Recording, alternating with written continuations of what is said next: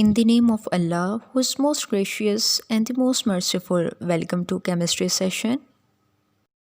This is week 5, lecture 1 and resource person Miss Imtiaz and Miss Ikra. Today, the topic of discussion is pH scale and measurement of pH. Objective of lesson: in this video you will be able to know about pH scale and how to measure the pH. pH scale. Chemists use a number scale from 0 to 14 to describe the concentration of H positive ions in the solution. This is known as pH scale.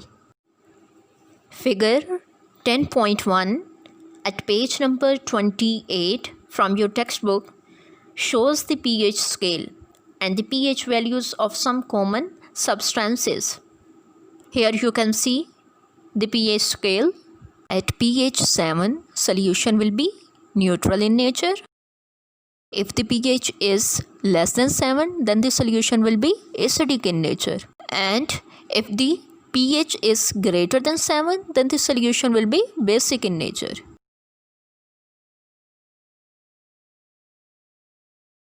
Measurement of pH. There are basically 3 ways to measure the pH of different solutions.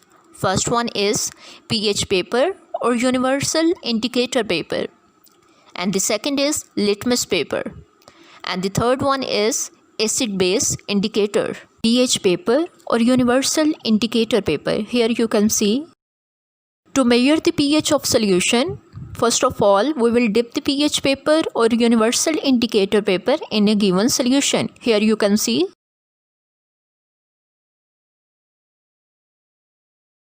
and the color of the pH paper will be changed. Here you can see. Then we will compare the color that develops on the pH paper.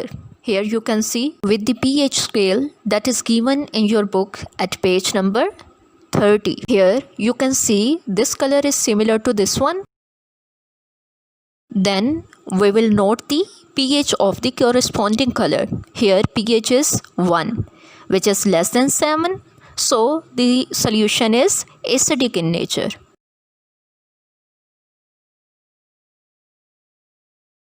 And in other case, if the pH paper develops other color, suppose blue color, as you can see, then we will compare this color with the colors of pH paper. And then we will note the pH of the corresponding color. And here pH is 11, which is greater than 7. So the solution is basic in nature.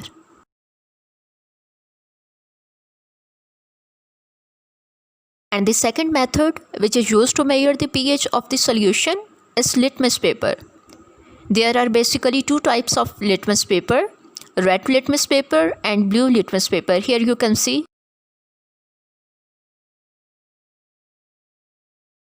If we dip the red litmus paper in a base, it shows blue color.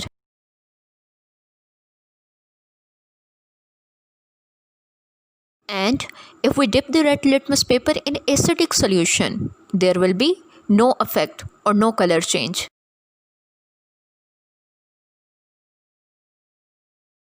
Now, second type is blue litmus paper.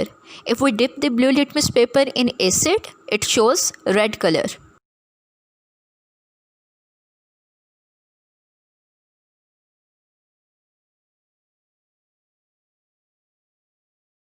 And if we dip the blue litmus paper in a basic solution, there will be no effect or no color change.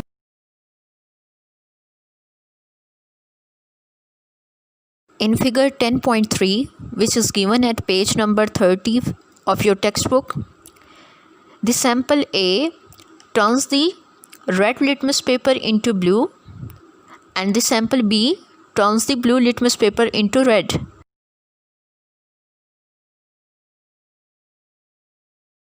Now question is, which soil is acidic in nature and which soil is basic in nature? Yes, sample A is basic in nature and sample B is acidic in nature.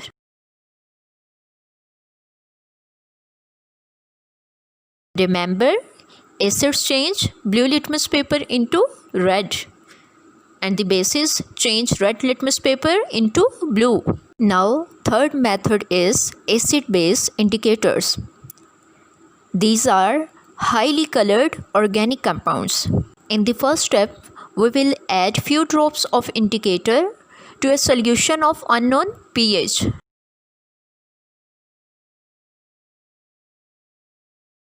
And the color of solution will be changed. And then we will measure the pH of the solution from the resulting color. Here in table 10.3, some common acid-base indicators are given at page number 31 of your textbook.